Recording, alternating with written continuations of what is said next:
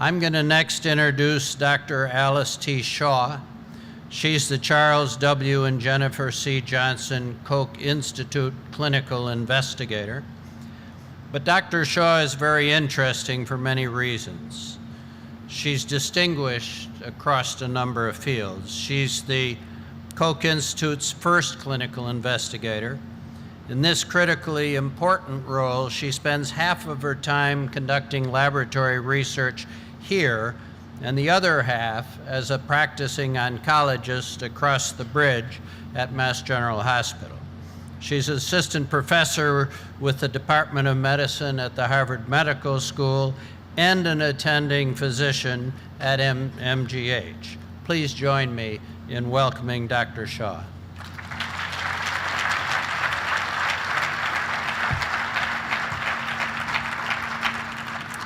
Thank you and good afternoon. It's truly an honor for me to speak here today at this dedication ceremony. As the first Koch Institute clinical investigator, I have a fairly unique role here. This role is still evolving, but I think in many ways it exemplifies the mission and the unlimited potential of the Koch Institute. Now, the best way for me to convey to you my enthusiasm and my commitment to the Koch Institute and to this role in particular is to tell you about what I know best, and that is lung cancer. We've all heard the grim statistics on lung cancer. Many of you probably know someone with lung cancer. In the simplest of terms, lung cancer is a serious and often deadly disease, but I can tell you from firsthand experience that progress has been made.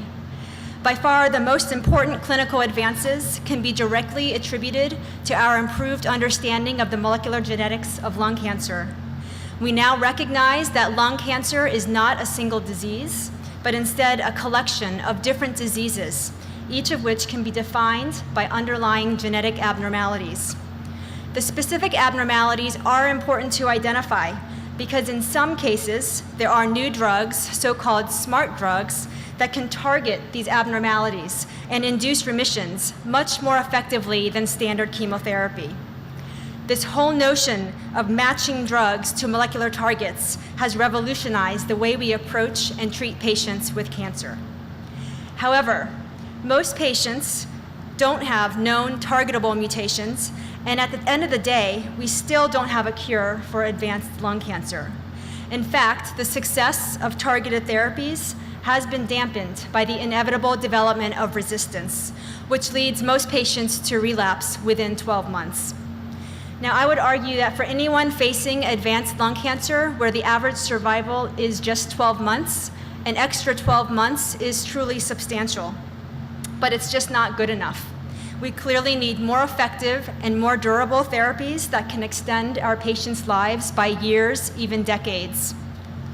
Such transformative therapies are within our reach, and I believe that the Koch Institute is perfectly poised to lead the effort. The next pivotal breakthroughs will not be another pill or another chemotherapy or a combination of the two. The next pivotal breakthroughs will come about through an integrated, systematic approach to studying cancer, one in which pioneering technologies are merged with basic biology to address fundamental, clinically relevant problems in oncology. For example, halting the metastatic spread of cancer, detecting micrometastases, delivering drugs more efficiently into tumors and sanctuary sites, targeting the undruggable targets. By bringing together world-renowned cancer researchers and engineers and enabling collaborations among seemingly disparate disciplines, the Koch Institute is primed to make key discoveries and to advance new technologies.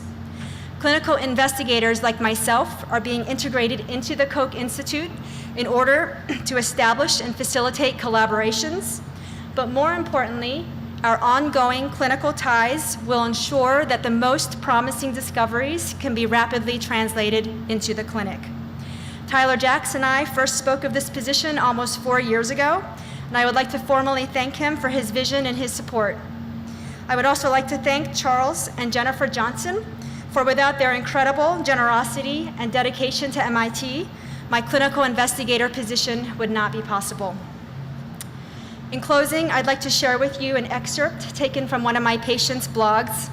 This patient was diagnosed with advanced lung cancer in her 40s and had a tremendous response to crizotinib, one of our newest targeted therapies. She wrote this after learning that her lung cancer was beginning to relapse. As I get in line for another miracle, it's not so very different from running a marathon. I'm prepared both physically and mentally to go the distance, but when it gets tough, I will think of all of those ahead of me and behind me on this course. I will know that I'm not alone, and I will keep going, because just over the finish line is the prize I so covet, life, sweet life, another morning. I will now turn over the podium to two highly distinguished individuals whose work is helping to shorten the marathon for all of our cancer patients. Professor Phillip Sharpe is an institute professor at MIT. Among his numerous contributions to the fields of biochemistry and molecular biology, his landmark achievement was the discovery of RNA splicing, for which he received the Nobel Prize in Physiology or Medicine in 1993. Professor Robert Langer is the David H. Koch Institute Professor at MIT. He is a world-renowned leader in biotechnology and material science and has received over 180 major awards, including the National Medal of Science, the Charles Stark Draper Prize, considered the equivalent of the Nobel Prize for engineers, and the 2008 Millennium Prize, the world's largest technology prize. Please welcome Professors Phillip Sharpe and Robert Langer. Thank you.